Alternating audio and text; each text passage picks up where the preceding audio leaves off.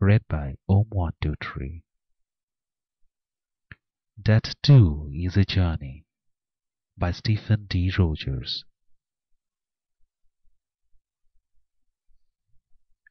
Samson stood in the circle of light, listening to his heaving breath echo off the dark alley walls. If getting there was half the fun, he hoped that he never arrived, since the only people having fun was them. There was glee in the way they leaped out at him from doorways, lunged at him from behind the leafless trees, loved him from all sides. Only in the cones of light was he safe, but he could not simply stand here indefinitely. As soon as Samson caught his breath, he needed to race for the cone of light mid-block, and then the cone of light at the next corner. He needed to get from this end of the alley to that one, and he needed to do it quickly, needed to get there before they grew comfortable within the cones of light. Samson's breath had nearly returned to normal. Stepping back to the far edge of the light, he sprinted forward, hearing them rush at him as he raced to that mid-alley light. He felt hands on his clothes, breath on the back of his neck, giggles that left spit in his ears. Reaching the cone of light, Samson put on the brakes before he ran out the other side into the waiting darkness. He pulled in great lungfuls of air again and again. Never had so many of them touched him before. Either they were getting faster, or he was getting slower. Samson studied the pale faces that danced within the far reaches of his night vision.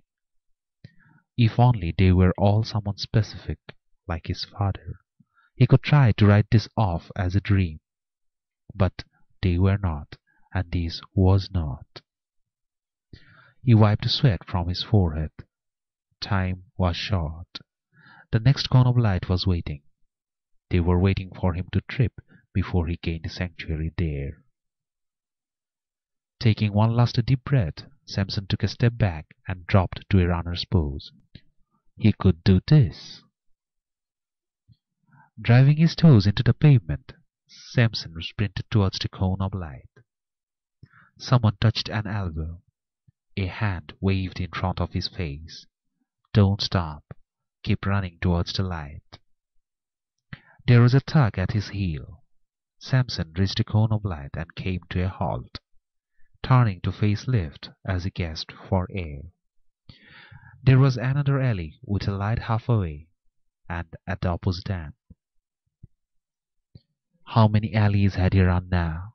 Cone of light to cone of light, emerging only to turn left and see another alley, filled to overflowing with a long stretch of darkness, bracketed by lights with one in the middle.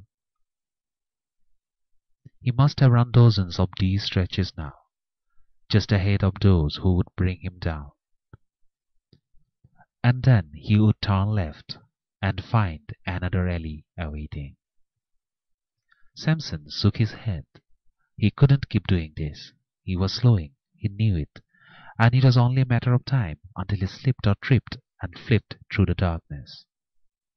Then they would be on him. Much better to stand here in the cone of light, wait until dawn. They couldn't touch him here. The light died. Plunged into darkness, Samson froze until he felt a hand on his shoulder.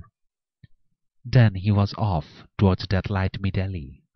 Then he was off and running his lungs out.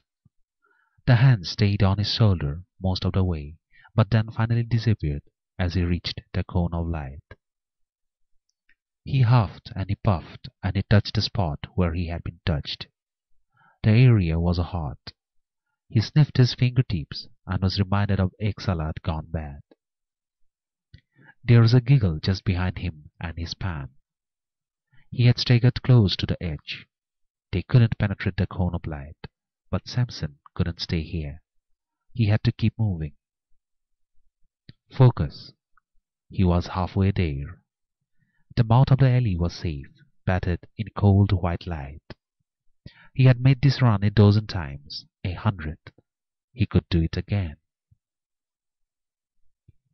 Fainting movement the way he had come, he quickly reversed direction and ran towards the cone of light. The ploy must have worked, because he reached the light without feeling them once. He had heard them, yes, and saw movement out of the corner of his eye, but he had gained the light without being touched. Samson turned left, and there were next two lights, the next two stretches of darkness, the next two mad dashes.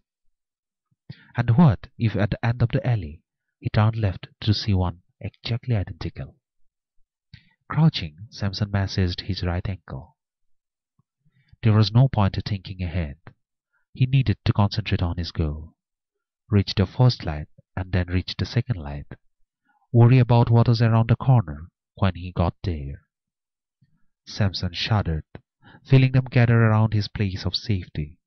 He had to break out before they formed an impenetrable wall. Taking a series of deep breaths, Samson shot forward, racing for that light. Again he felt them grab at him, pull at his clothes, caress a leg lifted behind. Run like the wind, he was almost there, almost safe. The light died. Samson felt his step falter and then forced himself on, the ragged gasps of air burning his lungs. A muscle jumped and still he ran because he had no choice. There was a whisper in his left ear, hot breath that tickled, and then he was in the light. Dropping to the ground, Samson heaved, his pulse pounding across his temples. He did it. He made it. He was here. He was safe. They hadn't stopped him. They had tried, but they had failed. He had won.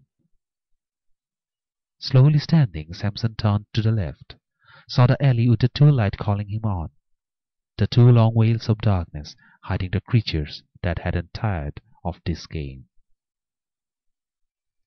He wiped an arm across his eyes, licked lips long dry.